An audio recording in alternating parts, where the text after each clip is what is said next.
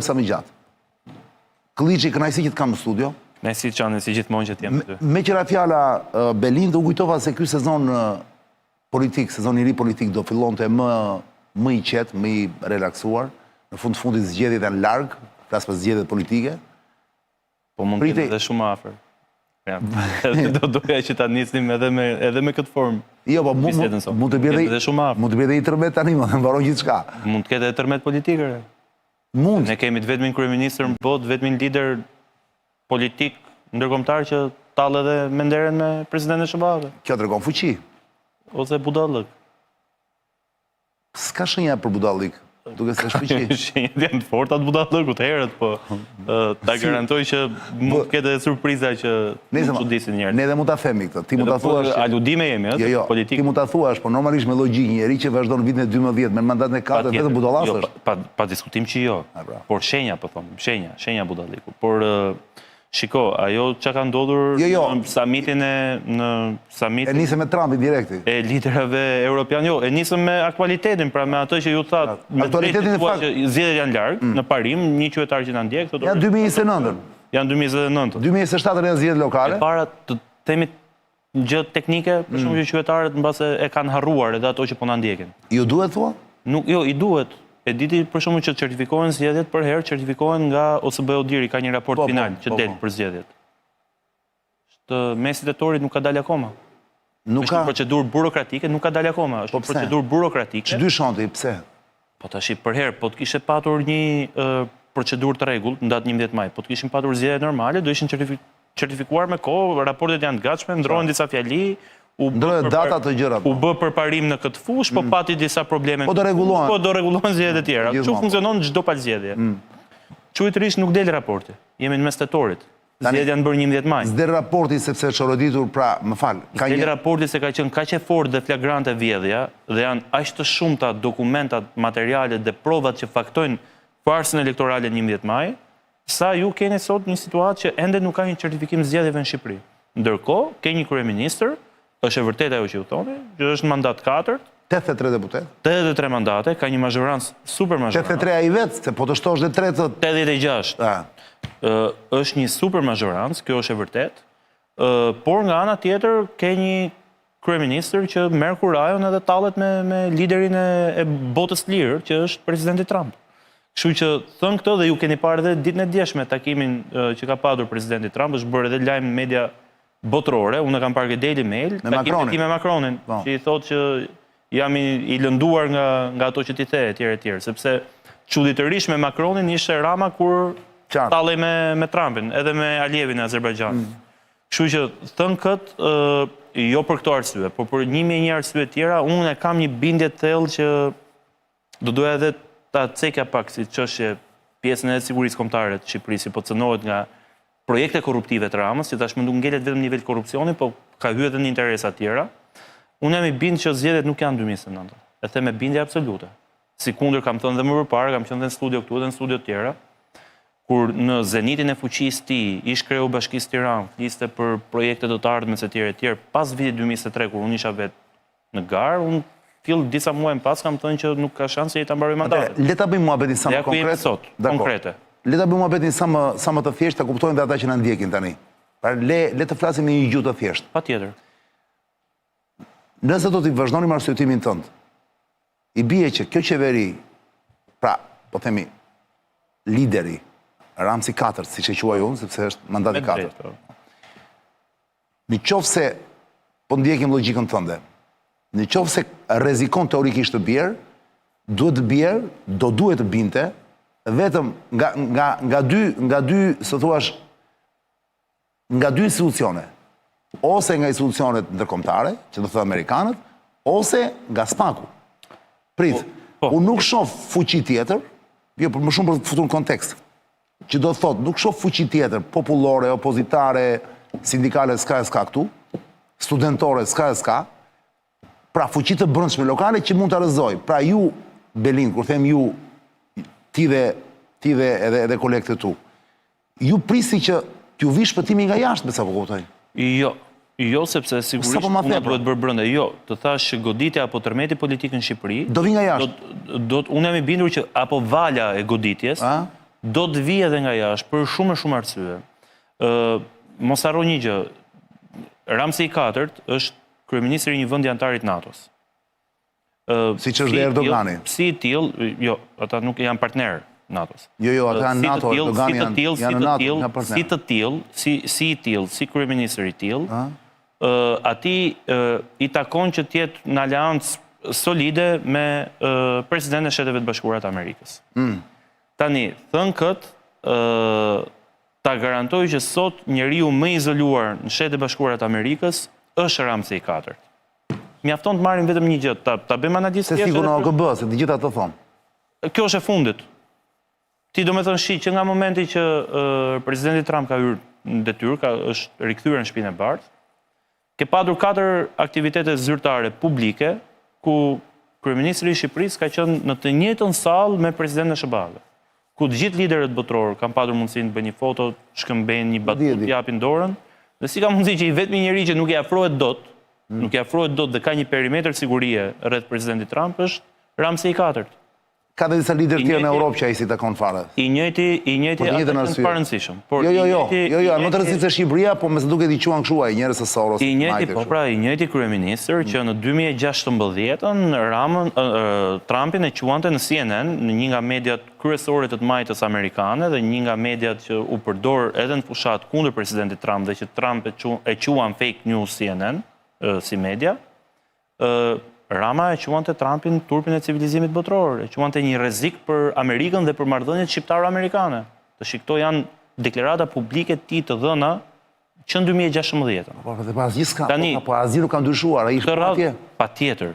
Po ka ndryshuar kjo qasje, ka ndryshuar kjo situatë, ka ndryshuar fakti që sot po them edhe një herë Shqipëria është kthyer në një problem edhe për rajonin, edhe më gjërë, mjafton të shifni të gjitha raportet që vinë, edhe nuk është kjo situata që shoh Bruxelles, Berlin, më farë se nuk duhet... Patjetër më bëj oponent sa të duar. Jo, nuk është oponent ndaj teje. Nuk po flasim për Bruxelles, po flasim për SBA-n. Po, Shqipëria gjithësisht një vend në Europë. Patjetër. Ti mendon që SBA-ja do ri dhe do harxoj kohë dhe energji me një vend me 2 milion banor, si Shqipëria? Nuk beson ti se vendet si Shqipëria të vogla, apo si ndoshta të disa vende tjera të Ballkanit, janë thjesht disa vende të cilat kanë një kontroll lokal, rajonal, për shembull, me sa di unë, se ti mund të kesh informacione sigurisht shumë se unë. Për shembull, Turqia është caktuar një nga vendet, edhe nga Amerika, edhe nga fuqitë tjera, caktuar një nga vendet që ka thënë këto vendet si Shqipëria, Bosnia, Serbia, këto i kam unë patronazh. Kujdesemi ne. Dhe ti këtë e di shumë mirë. Kështu që pse mendon ti që do merret Trumpi me Ramsin? E kuptoj këtë. Pra, duket pak naive kjo. Kuptoj këtë që thoni ju, por... është i mbrojtur Ramsi, por mua, unë personalisht, mendoj që është ende i mbrojtur, me gjithë skandalet që i kanë plasur, me gjithë mediat amerikane që shkruajnë me Goni Galin, që nuk kanë thënë dhe kote fundit tani. Patjetër. Unë besoj që Ramsi ishte rrethuar nga një lëndë që nuk e di se si mund të quajmë, pra ka një mbrojtje, një guack, le ta themi, si puna e asaj, si puna e breshkës, se ka parasysh që breshka ku kalon njeri fut kokën brenda dhe ka atë të fortë që e mbron. Pra, zhguall. Ka një zhguall ky tip. Bën sens logjik pra. I cili, ja ta them ndryshe ti më i poshtë. I cili me sa duket, jo tani, po herët, ka bërë një marrëveshje, unë po e thjeshtoj, dhe ka thënë, "Ish muhabeti, Belin, ti je njeriu i cili unë duhet të të falem? Po. Unë të jap gjithçka, me mua i ke gjithë dillet e mbyllura, unë duhet të jem mbret në vendin tim. Mos më hyj njeri fare. Pra gjithë sulmët do më vinë, të kam ty që do më mbrosh. Dhe kjo po ndodh. Shikoje dashurinë e madhe, në thonjza, se s'ka dashuri, kjo ekstrem politik, të Brukselit, të princeshës Van der Leyen, ndaj Ramsit IV, e cila ka qenë dhe Ramsit III, pra se thuash, vazhdon. Pyetja ime është e thjeshtë. Mos ndoshta Berlin ka ardhur koha që ju të ndryshoni një herë mirë, nëse doni vërtet të vini një ditë pushtet, strategjinë e sulmit. Jo. Sepse unë shoh që jeni në vend numëron dhe po bëni lëvizje të njëjta nga mandati në mandat, ndërkohë që ai tjetri vetëm rritet. Atëherë, unë këtu tani pres një lloj fantazie nga ty. Jo, që të jemi shumë qartë. E para, kjo situatë në teori mund të jetë ky opsion që thua. Por në praktik nuk është kjo, sepse nëse do të kishim të bënim me një qasje tillë, nuk kishte arsye Ramsi i dytë që të shkonte dhe të korruptonte një nga agentët kryesorë të kundër zbulimit amerikan të FBI-s, Charles McGonigalin, e faktuar kjo, emri i tij përmendet 14 herë në akt akuz në Dhe çfarë po i ndodh konkretisht? Një sekond, se nuk jemi në aq të rëndësishëm sa të merren vetëm me Shqipërinë ata. Jemi të qartë për këtë punë. Nuk kishte arsye pse një agjenci që Amerika e ka krenari kombëtare, që nuk ja korrupton dot as Rusia, as Kina, as vende superfuqi botërore, të shkojë dhe ta korruptoi kryeministri i një vendi kaq të vogël, por edhe antar të NATO-s, dhe kryeministri i vendit më të varfër të Europës, që është Ramsi i dytë në këtë rast, që ka qenë mandat të dytë, sa që marrë mandatin e dytë. Për këtë arsye, ky njeri që është armik personal i presidentit fuqi që arrin të korruptojë një njeri të FBI-t. Nuk më duket dobësi e Ramsit. Quhet talent korruptiv edhe aftësi korruptive e Ramsit e jashtëzakonshme. Unë imagjinoj Trump. Njeri korruptiv i jashtëzakonshëm. Unë imagjinoj Trumpin dhe Bidenin, se kjo ka ndodhur kohën e Bidenit apo jo? Kjo ka ndodhur në vitin 2000 kjo ka ndodhur 2017. Në kohën e Trumpit parë. Fotot janë Trumpit parë. Bukur. Dhe fotot janë imagjinoj vete i shkon një info presidentit, si shumë info tjera ose jo presidentit, shefit protokollit me këtë gjë. Gjë e parë, po të isha unë, do thoshja, çfarë është ky?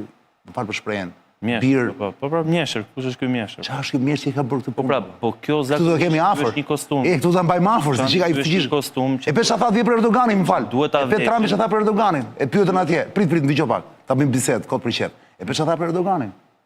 Kur pyetën gazetarët, si do bëni tha, keni një shans me Rusin, tha, mund mendoni që Erdogani mund ndihmojë në pushimin e luftës atje? Unë tha Erdoganin respektoj shumë, tha. Bile unë tha respektoj gjithmonë të fortë, tha, asnjëherë të dobtit. Ka marrëdhënie shumë mirë me dobtit. Pra, kujdes, mund të jemi në një moment që Trumpi më merr info që ky tipi këtu vlla, në këtë katundin këtu që mban Ramut, po që vet jeton si mbret dhe gjithë orgjia e tij, që ka i fuqishëm se mban atë popull që ka, gazauitët, se 2 milion janë ata në Gaza, 2 milion janë ne. Koincidencë, kështu është. I mban si delet. I mban me i kështu, pam. Jo bie deleve kështu. Ja që nuk është kështu, se për një sekondë. Po ti ishe kaq e thjeshtë. Ati mund të lindi një respekt i madh ati Trumpit. Mund të lindi një respekt i madh. Si mendon kështu Beli? Jo, se nuk është kështu, sepse nuk është kështu kjo. Po më jep provën e të kundërtës se i thashun. Më jep sa indicie që janë të kundërta. Njeriu, domethënë, në ka dy kundërshtar public enemies. Dy kundërshtar publik të presidentit Trump sot në botë, nuk po flas vetëm në SBA. I pari është Sorosi dhe fondacioni që ai drejton, që me disa thirrje publike të presidentit Trump, ju keni parë që është kërkuar nga presidenti që të fillojë hetimi bazuar në ligjin e Rajko, mos për konsum të brendshëm politik jo Soros. Absolutisht. Do shohim çfarë do ndodhi Soros. Absolutisht. Do ju keni parë dhe programet që janë mbyllur sajtin e tjerë me radhë që kanë qenë kanalet kryesore të financimit. Po ishin temeritare ato. Dhe të futjes së parave, të injektimit të parave në organizata jo qeveritare, qeveri civile etj. Kontrolluara dhe të spinuara nga Soros. Dhe që sot nuk ekzistojnë, janë zhbërë. Ekzistojnë brenda një formule tjetër. Hajde u mbyll. O që njerëz po vazhdon, ai ka rubje. Të njëjtët ata njerëz janë të njëjtat ato, këto fonde janë dhënë për reformën drejtësi në Shqipëri, që quhet e suksesshme, që quhet një reformë e madhe nga e majta etj, dhe që me Gonigali në dosjen që doli nga inspektori i përgjithshëm muajin e shkuar në SBA i Departamentit Drejtësisë, e kishte në foto Ramën me veten e tij, duke ja çuar një miku dhe i thonte jam me këtë burrin këtu që po reformon drejtësinë në Shqipëri, e cila paraqet oportunitete të mëdha për ne. Çfarë oportunitetesh? Me Gonigali do bëj gjyqtar në Shqipëri, prokuror. Oportunitete për të marrë lekë çani. Po nuk është për t'i marrë para zyrtarëve shqiptar. Po kush nuk i merr mor? Një minutë. Ti po flesin këtu, kjo është një gjë e rrallë. Jo, një minutë. Kjo është e padëgjuar. E padëgjuar dhe kjo nuk ka ndodhur. Jo, nuk ka ndodhur. Me as edhe një rast tjetër, homolog ti nuk ke një kryeministër të një vendi aleat që të korruptoi agentin kryesor të kundërzbulimit të zyrës FBI-s në New York dhe që ta përdor për të shuar, për të luftuar opozitën në vendin e vet dhe të marrë një nga armiqtë kryesor, po e them edhe një herë, që ka iniciuar 14 procese hetimore kundër presidentit Trump dhe ky njeriu këtu ta marrë dhe ta korruptoi. Ky njeriu këtu që paralelisht, çuditërisht, është i vetmi politikan ndërkombëtar që ka qenë 2 herë shiftuar edhe në dasmën e Soros plakut dhe në dasmën e Sorosit të birit. Pra, janë disa lidhje të cilat sigurisht për administratën aktuale amerikane janë problem. për presidencën Trump janë problem. Po nuk po bëj problem për vazhdimin e pushtetit të këtij këtu moralin. Ka një zyrtar për të cilin Trumpi është shprehur me hirotin hell, uroj të digjet në therr, ky quhet Charles McGonigal. Ditën në 2023-ën mos gaboj, që ai është dënuar me burg nga gjykata në Washington dhe gjykata tjetër pastaj. Tani është në burg ai apo jo? Është në burg. Kështu që këto është mbyllë çështja e tij, ju kote mbani më këtë. Dhe po argjëmi nuk është mbyllë. Është mbyllë nuk është ashtu. Kam një fraksion. Sepse është hapur çështja e Kinës. Edhe ke Kina na dalin këto këshilltarët e Ramsit 2 dhe 3, na dalin përfshirë, na dalin të përfshirë në atë dosje. Dhe nuk është mbyllur. Kështu që këto janë arsye eksternale, janë arsye të jashtme që ne po flasim. Nuk po të kundërshtoj. Lufta është këtu. Ti thua pse nuk ndroni strategji. Dakor, ulemi këtu me këmbë tokë. Unë di që lufta në çdo vend që nga antikiteti është fituar me shpatë në dorë. Tani përdoren më shpata, përdoren dronat. Problemi është ky. Unë po vazhdoj akoma të çuditem, të habitem, se si ka mundësi them njerëz që normalisht teorikisht pretendojnë të vinë në pushtet, në vend të luftojnë këtu, presin që luftët ja u bëj dikush nga jashtë. Kjo mua nuk më ri pra. Të flasim për Shqipërinë, në rastin konkret. Ti me të vërtet thua Belin pse nuk keni ndruar strategji etj etj. Nga ana tjetër, ti kthehemi historisë a memorjes. Jo, mos u kthesh shumë, më duhet projektimin e të ardhmen. PD-ja në 2021-2025 ka qenë në një agresion të jashtëzakonshëm, të brendshëm dhe të jashtëm për t'u eksterminuar, për t'u zhdukur. Për t'u zhdukur si PD. Mos harro. Pra ti po më thua ju duhet kohë, ju duhet shumë vite të ringriheni, pak a shumë. Jo që ti biem shkurt. Unë kam qenë këtu ke ty, kam qenë dhe kandidat në zgjedhjen 2023, ku nuk konsiderohesha kandidat i PD-s, se na kishin marrë me vul, me logo, me komisioner, me fonde, me minutazh, me gjitha. Me vendim gjykatash. Talli e madhe ishte ajo më që ju bëri ra. Talli për të gjithë dinin të vërtetën ç'a ndodhte dhe ne ishim peng i kësaj situate. Dhe më e bukur është që nuk është se fituat vetë vulën më. Ja u dha po ai. Jo, nuk është. Se kush ja u dha? Histori, po nese. Po mos qëndronte PD-ja në atë luftë që ka bë PD-ja dhe po mos ishte PD-ja, po jo pra jo nuk i iki. Çani, po mos bëte PD-ja, do kishte Lulin akoma kryetar PD-ja sot. Do kishe Lulin akoma kryetar PD-ja. Ju fituat luftën ndaj Lulit, këtu biem dakord. Jo pra jo, u fituat demokratët që ndruan, kanë bërë një qendresë që është e paprecedent, është nuk gjej shembull tjetër në botë që një parti të jetë agresuar kaq shumë, të jetë luftuar kaq shumë. Ju mendoni që keni të jetë goditur kaq shumë dhe të ketë mbijetuar. Mos duket më sikur i bëj opozitën opozitë sepse ti e di që unë se bëj kurrë. Jo, më jo kurrë, po unë thjesht do të kuptoj, do të kuptoj performancën vëlla. Do të thënë performanca juaj e cila është, ju thoni që ne kemi arrit maksimumin, s'bë do të më shumë se kaq. Jo Marçan, zero. Po të them që në këtë situatë, në këtë agresion të madh që ka qenë PD-ja, në këtë luftë që ka qenë PD-ja. Mirë dhe kaq thotë. Në këtë konflikt që ka qenë PD-ja, PD-ja ja doli të mbijetojë, PD-ja doli të jetë forca më e madhe opozitare në vend. PD-ja keq mirë në këtë situatë ku ka hyrë pas një periudhe 4 vjeçare një traume që zorse do të ekzistonte parti tjetër, ja ka dalë të ketë gjysmë milioni votash. Dhe ja ka dalë të ketë 36% votave të qytetarëve në këtë situatë keq mirë, në këtë situatë që është. Nga ky moment e mbrapa, gjatë gjithë kohës ne jemi në një aksion për t'i bërë qartë çdo qytetari ore kush u drejton sot. Ore kush e ka sot qeverisjen. Ti mendon qytetarët nuk e kanë të qartë? Po propaganda është aq e fortë tu, çani sa këtu ai slogani i famshëm i Ramës, që fajin e ka Saliu, kanë përshtypjen kanë gjitur në një perceptim madh që akoma këtu bëhen emisione televizive mbrëmjeve që për çdo gjë që ndodhen këtë vend fajin e ka Saliu, fajin e ka PD-ja. Ne shkojmë nëpër emisione, ti mund të jesh nga të pakta të raste, unë dhe jam komod. Ta marrim ndryshe? Në bisedë ti më bën opozitë me drejt, oponentë të gjitha kam mundësi të shprehem, por un kam vite që shkoj nëpër emisione kryesore televizive në media kombëtare të vendit dhe ku për pak nuk na thuhet që opozita po qeveris keq, ka 12 vite në qeveri. Korrupsioni është faji i Berishës. Ne na dolën në parlament, se e nisëm me fjalën parlament. Akuzum Berisha e kishte fajin që ishte vrarë gjyqtarin në sallë gjyqit. Edhe pse ky sistem ka 12 vite drejtohet nga Rama, edhe pse janë vettinguar gjatë periudhës që Rama është kryeminist, gjyqtar, prokuror, edhe pse ka rënë gjithë sistemi, prap fajin e gjen ke Berisha, sepse kanë bombarduar opinionin publik, median, qytetarët e zakonshëm, me idenë që fajin e ka Berisha, kur ndërkohë Berisha ka 12 vite në opozitë. Berisha tani u rikthye në politikë aktive, se nuk ishte në politikë aktive, u rikthye në 2021-shin, pas goditjes që i dhanë. Pra, realiteti është krejt ndryshe nga ai që paraqitet mbrëmjeve në studio televizive.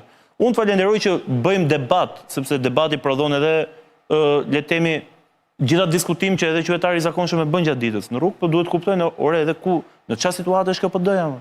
Se është bërë kjo situata sikur PD-ja ka qenë në kushte krejt normale, kushte komode, në një opozit le temi ideologjike me PS-n, kemi pas përplasje ne për programin dhe nuk kemi pas përplasje tjera dhe nuk na votbesuan qytetarët. Jo Marçani se përballë një kandidati politik të PD-s si ke grupe kriminale. Problemi është në Shqipëri sot nuk ke gardë mirëfillt politike, është vrarë procesi elektoral. Bised. Po patjetër. Le ta marrim nga e kundërta. Le mos bëjmë kot moral. Të bëhemi cinik për një moment. Cinik në kuptimin jo... Ti the, ai ka propagandën sepse paguan mediat, gjitha këto mediat që bëjnë të punë janë të paguara, apo jo? Patjetër. Dhe e dyta, ç'm the tjetër? Propaganda ka bërë dhe represioni që u bë PD-s. Bravo. Pra lufta që u bë brenda dhe Jo, që ti the ka dhe grupet ka dhe krimin e organizuar dhe mos harro dhe mbështetjen që na u dha.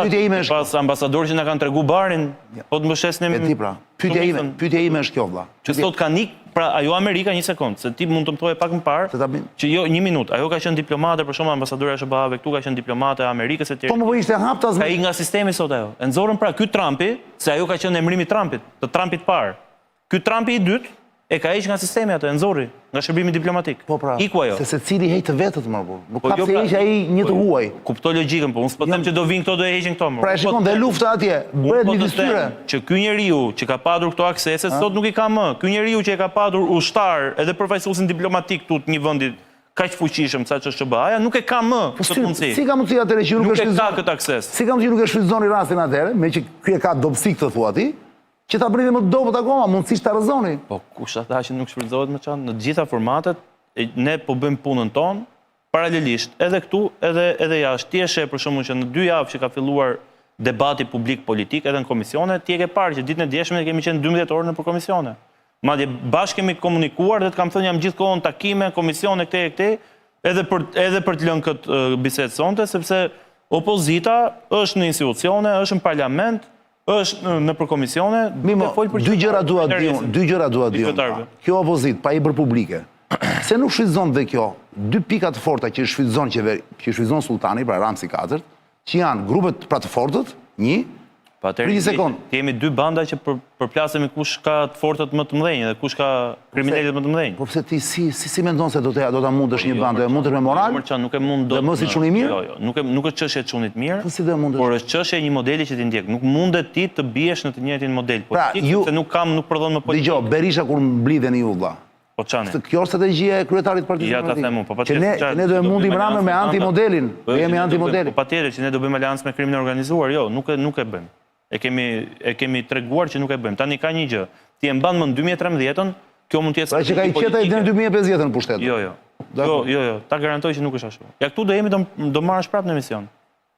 Patjetër. Bëjmë edhe bas publik. Ore unë uroj ta kem gabim mo. Unë ta garantoj që parashikimet e mia uroj të më danin gabim. Sa herë në javë ke emisionin tani? 3 herë. 3 herë. Martë, mërkurt, premte. E ket martë, mërkurt, premte. Atëherë i bie që 994 je sot, i bie që për 6 emisione bëhet 1000. Atë e di unë për 2 javë bëhet 1000. Jo, për 6 emisione, për 6 emisione. Për 6 emisione, 2 javë, të 3 javë. Fiks, po. Në fund tetorit i bën 1000. Po. Pastaj çdo muaj ti shton nga 12 emisione. Shton 12, po. Do më lësh në një show. Do të vend 1000 e sa, po. 1100 kam përshtypjen. Para 1100-s. 1100 që i bie pak a shumë, plus minus. 1100-s. Që i bie pjestoi për 3 që kanë një muaj. Pas një viti i bie. Një vit e gjysmë, jo, pas 12 emisione. Jo, pas një vit i bie. Do ta shohim, po. 2 emisione herë 10 muaj aq i bie. Pak a shumë, do ta shohim pak. Pra, ju duhet maksimumi deri 1000. Ti mendon që pas një viti ai s'është më? Unë mendoj që do ketë shumë zhvillime të forta. Cila magji do ta rrezojmë?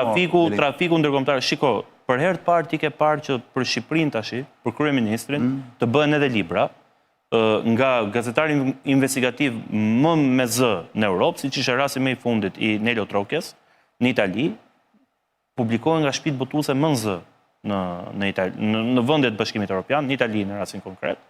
Flitet për takime me trafikant ndërkombëtar droge të kryeministrit shqiptar. E di ç'është folur në kohën e Shirakut, që libra janë bërë për takimet e fshehta të Shirakut me njerëz shumë të Patjetër, po flet për Shirakun, po flet për Francën. Ç'do të thonë? Po flet për një superfuqi botërore, po flet për njerëz që kanë lëvizur interesa globale. Po është një sojmë, nuk ka rëndësi. Jo për një kryeministër.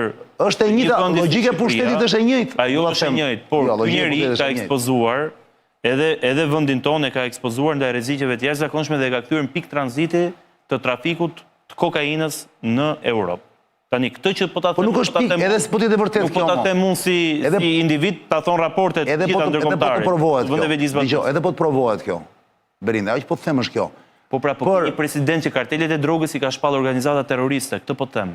Pra, ke një administratë amerikane që të thotë kartelin Sinaloa që ky e pret në zyrë dhe jep licencë kazinoje në Vlorë, keni dhe fotot publike, ai Trumpi, përveç se i ka arrestu gjysmën e drejtuesve, ka konfiskuar dhe miliona dollar para një muaji, e ka shpallë organizatë terroriste, pra e ka prioritet luftën ndaj karteleve drogës, pra po them, ka ndruar dhe politika jashtme amerikane, ka ndruar dhe prioriteti.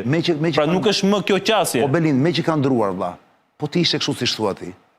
Një zyrtar i lartë poshtë Trumpit, me një telefon, i thoshte këti, hap kraun, se ndryshë do kesh probleme. Dhe kjo hap të kraun. Se nuk ndodhe ajo telefonata, e diti? Kush e pengon atë telefonata të ndodhi? Nuk duat futem Jo, telefonatën që të ndodhi, vlla. Si që ndodhi Berishës, para ikës nga pushtetit, si që ndodhi Nanos, thonë e tjere. Unë nuk duat futem teori konspirative. Po nuk janë konspirative këto, mova? Nuk duat futem në aludime, duat futem në fakte. Po cilët janë fakte, pra? Janë fakte që sot kryeministri i Shqipërisë është i lidhur ngushësisht me kartelet e drogës më të rrezikshme në Amerikë Latine. Po kjo është shenjë fuqie, po të them pra. Kjo është shenjë e marrjes peng nga krimi organizuar dhe kartelet e drogës çani, të cilët vinë në Shqipëri dhe pastrojnë edhe parat në industrinë e ndërtimit, te këto kullat që ti sheh, dhe ke industri e turizmit. Është shenjë fuqie, po të them, se ti zotë më dëgjosh. Është shenjë kriminalizimi. Po krimi çfarë është? Është fuqi, Moralin. Nuk është ky vend, një vend që të kthehet në gropën septike të Europës, siç e ka kthyer ky me krimin e organizuar. E nisi me kanabizimin e vendit, e mban mend mjaft mirë, edhe ishin këta ndërkombëtarët dhe atje i filloi fuqia e tij. Po luftohet, po patjetër se mblodhi para për bler vota. Dhe jo vetëm vota, por dhe të huaj. Dhe këta ndërkombëtarë pra ndërkombëtarë, gjitha me radhë. Pra ku jemi? Është një lumnaj e madhe pra ndërkombëtare. Nuk është puna se kjo është një gjë e bëndshme këtu. Lëvizin miliona te njerëz shumë të rëndësishëm. Për fatin ton, sot flasim kemi një tjetër administratën SBA. Kur dëgjove e di pra. Kjo të shohim nga administrata SBA-s në një vit kohë. Tjetër lloj administratën SBA që po them gjithta miqtë e këtij, me të cilët ky shoqërohet, që shkruajnë libra, që ky shkon në Aruba, që flitet që zyrtarët e qeverisë shkojnë në Aruba dhe ndajnë Shqipërinë me llokma, që vendosin ku bëhen kullat, ku bëhen rezorte turistike etj. Ky kryeministri që i vendos edhe siluetën godinave, që detyrën e vet për kulla etj. Ky njeriu sot është mik me çuditërisht armiqt më të mëdhenj që ka administrata amerikane. Qoftë me kartelet e drogës, duke nis nga karteli Sinaloa, po ta them edhe një herë, që ndërkohë që ai ka shpallë organizatë terroriste, ky i jep leje për licenca kazinosh në Bregdetin shqiptar, në rastin konkret në Vlorë, qoftë me Megonigalin që i ka hapur 14 procedime Trumpit për ta goditur për lidhjet ruse dhe doli që vetë ishte një njeri i komprometuar dhe i paguar nga oligarkë rus kundër interesit SBA-ve, apo qoftë nga fondacioni Soros që ai po ta shpallë organizatë terroriste dhe po ta heton sot në SBA. Pra ka një ndryshim të kursit politikës amerikane. Por të gjitha këto harroje çani, votat janë këtu në fund të ditës. A ti harrojmë këto? Në një minutë pra vim ke pjesa jon. Kjo është një pjesë që ndodh diku tjetër, një oqean larg dhe ndodh në një administratë larg. Ne kemi detyrë për të bërë punën këtu. Vjeni mesazh. Erdha Radio. Ajo që është, kjo që sa po thot Arlindi, thot që sa po denoncon Arlindi, Belindi, sa po denoncon Belindi, thot është vlera e vërtet dhe ndoshta me forta e Ramsit. E Ramsit 4, ka ruar të shnoj 4. Lidhjet e drogës, rrugët e tregtisë që kontrollojnë amerikanët. Shqiptarët duke qenë të fortë në Amerikën Latine, për shembull, ndoshta bashkëpunojnë shumë mirë me ta. Prandaj them, a mund ta shohim pak ndryshe? Jo se nuk është ndryshe, sepse në një botë tjetër që është paralele mund të jetë ndryshe, në botën aktuale, në administratën aktuale, tash ti nëse do të ndroshet. Administrata aktuale ti mendon që do të ndërpresë trafikun e drogës në botë vëlla? Si mendon? Ai të ka bombarduar kur ti në ku i goditi në Venezuelë, ti goditi para një jave, ti hodhi me raket edhe skafet që ka bombarduar, goditi me raket. Ka bombarduar skafet që transportojnë kokainë. Sepse të gjithë bombardojnë ca dhe ca të tjerë bombardojnë ca të tjerë. Po kjo do thotë që e ndërpresin trafikun. Edhe ata kanë rivalitetin e tyre pra. Nuk do jetë më trafiku i Belindit, do jetë njerëz të mi tani do e bëjnë. Ky vendi që është një vend kaq i vogël dhe është një vend që për fatin ton të madh, për shkak të pozicionit ton gjeografik, kemi një rëndësi të veçantë edhe për Amerikanët, edhe për Aleancën e NATO-s në Ballkan, edhe më gjërë, për fat nuk mund vazhdoj më tjetë pikë kyçe e trafiku drogës. Nuk mund vazhdoj më tjetë. Di statistikën e fundit që në portën e Durrësit në 4 vite nuk është sekuestruar 1 kilogram kokainë? Mendon që nuk ka trafik droge në Shqipëri? Në vendin ku ka rënë euro pikjat në minimumin e saj historik? Në vendin ku futen tonelata me kesh me euro? Në vendin ku kushton metri katror më shtrenjtë në Ballkan? Do me thënë, a ka logjik normale që në këtë vend në portën e Durrësit, po e them edhe një herë që është porti më i madh, nuk sekuestrohet 1 kilogram kokainë prej 4 vitesh? Pra nuk ka trafik droge? Mendon që nuk e din edhe këta individ, nuk e din edhe këta kjo administratë e re, po them që bën dhe këto raporte? E din, po më mirë të trafikojnë ata pra. More Lind, po këtë janë, më shiqyr që janë Amerikanët, po them pra. Vetëm se ti bën një do me thënë, ju bëni një gabim, ne nuk jemi këtu për qenë grup kriminal. Edi Rama e ktheu PS-n në një grup strukturuar kriminal. Edi Rama, për shkak të asaj që bëri në 2013-ën, Aleancës Qelësirave, po ta mbash mend, detyroi PD-n, që ka një aksion politik shumë të fortë dhe që e fitoi, të propozonte një ligj për dekriminalizimin e politikës, që nxori nga politika kryetar bashkie, deputet dhe ministra, që ishin me rekorde kriminale, sepse mori gjithë llumin e shoqërisë son shqiptare, i futin parlament për të mund Berishën. Lulbashi e shkretë bëri. Po e them pra dhe njerë, PD-ja në ato vite pati një aksion të suksesshëm që ja doli. E për Luli ku është? Nuk e di. Me dekriminalizimin. Dhe ja doli. Dhe ishe një aksion shumë i mirë. Këtë modelin politik dhe në PS e ka futur Edi Rama dhe nuk mundet ne të bëjmë të njëjtin model, të transformosh një parti politike që ka qenë parti senatorësh, parti profesorësh, parti me intelektual, ta kthesh në parti me alabak, në parti me kriminal, në parti me njerëz me precedent penal. Pra, nëse kjo është zgjidhja për PD-n, unë mendoj që kjo nuk mund të jetë në asnjë mënyrë rruga që duhet eci PD-ja. Okej. Me çfarëdo lloj kose jo. Je i bindur për të? Nuk mund të kthehemi në grup kriminal. Kjo është gjua.